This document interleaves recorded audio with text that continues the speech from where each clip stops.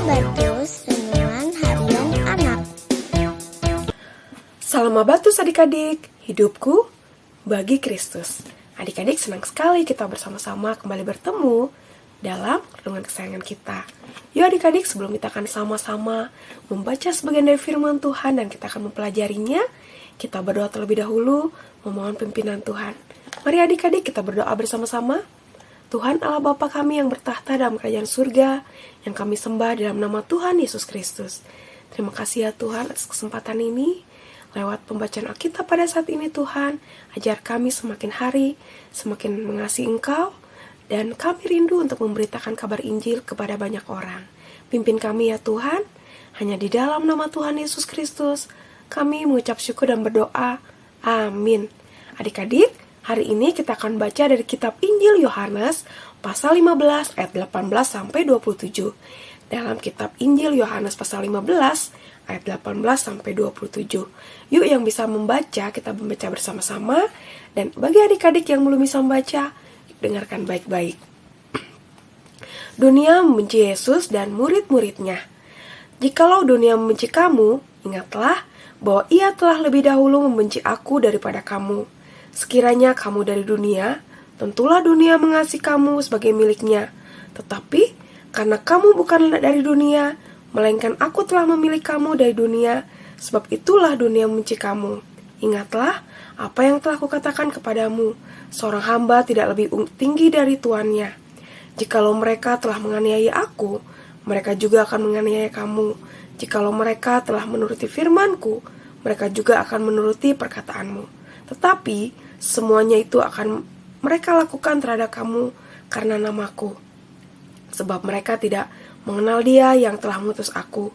Sekiranya aku tidak datang dan tidak berkata-kata kepada mereka, tentu tidak berdosa. Namun sekarang mereka tidak mempunyai dalih bagi dosa mereka. Siapa yang membenci aku, ia membenci juga Bapakku. Seandainya aku tidak melakukan di tengah-tengah mereka pekerjaan-pekerjaan yang tidak pernah dilakukan orang lain, mereka tentu tidak berdosa. Namun sekarang, walaupun mereka telah melihat semuanya itu, mereka membenci baik aku maupun Bapakku. Tetapi demikianlah supaya digenapi firman yang tertulis dalam kitab Taurat mereka. Mereka membenci aku tanpa alasan. Ketika penolong yang akan kuutus kepadamu dari Bapa datang, yaitu roh kebenaran yang keluar dari Bapa, ia akan bersaksi tentang aku. Kamu juga harus bersaksi karena kamu sejak semula bersama-sama dengan aku.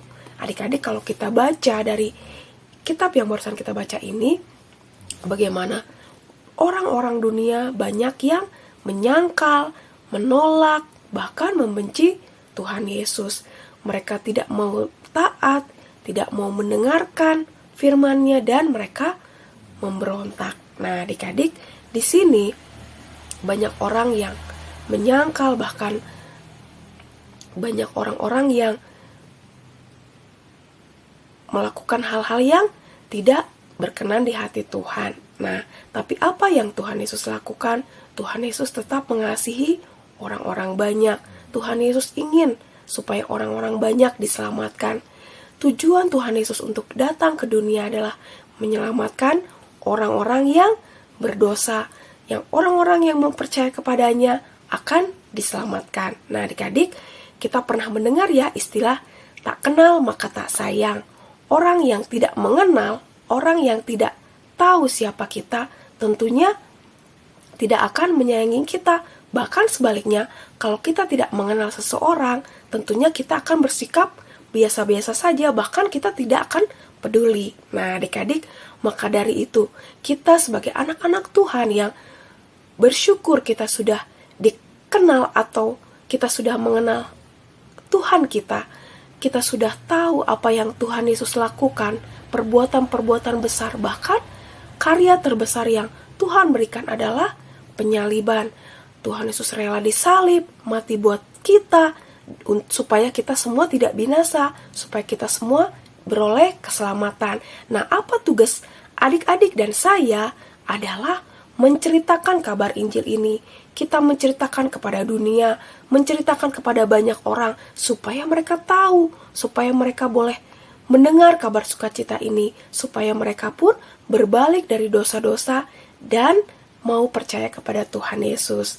Nah, adik-adik, di sini bukan hanya tugas orang dewasa saja, tetapi kita sebagai anak-anak Tuhan, dari kecil hingga dewasa, kita memiliki tugas yang sama. Kita memiliki amanat agung Tuhan Yesus itu berlaku kepada semua orang, kepada pengikut-pengikut Tuhan Yesus. Nah, maka dari itu adik-adik, mari kita bersiap untuk mau memberitakan kabar Injil ini kepada dunia, kepada banyak orang. Tentunya tidak mudah adik-adik. Di sini dikatakan Tuhan Yesus juga mengalami penolakan. Tuhan Yesus malah dibenci. Kita pun harus siap adik-adik untuk ditolak atau bahkan kita dibenci. Tetapi jangan membuat itu semua kita menjadi minder atau menjadi putus asa.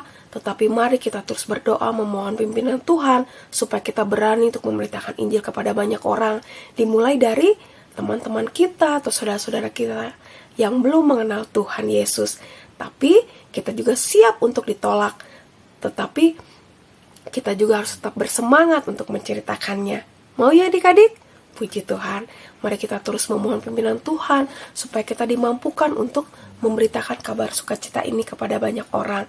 Dan kita siap untuk menerima semua resiko yang akan dihadapi. Yang lebih penting di sini adalah menjaga iman percaya kita untuk tetap percaya kepada Tuhan Yesus dan mau menceritakan tentang Tuhan Yesus kepada banyak orang.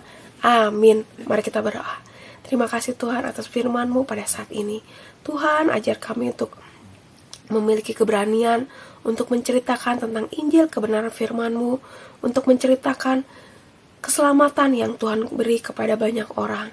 Tuhan, mungkin kami akan menghadapi banyak tantangan, baik itu ditolak, baik itu dibenci, tetapi kami mau tetap percaya kepada pimpinan Tuhan dan kami akan menyerahkan semuanya ke dalam pimpinan Tuhan. Kami siap Tuhan untuk menerima semua resiko yang akan kami terima. Biarlah damai sukacita dari Tuhan terus memimpin kami untuk kami menjadi anak-anak Tuhan yang berani menceritakan kebenaran firman-Mu. Terima kasih ya Tuhan, hanya di dalam nama Tuhan Yesus kami mengucap syukur dan berdoa. Amin. Sampai jumpa adik-adik di renungan Habatus selanjutnya. Tuhan Yesus memberkati. Habatus Renungan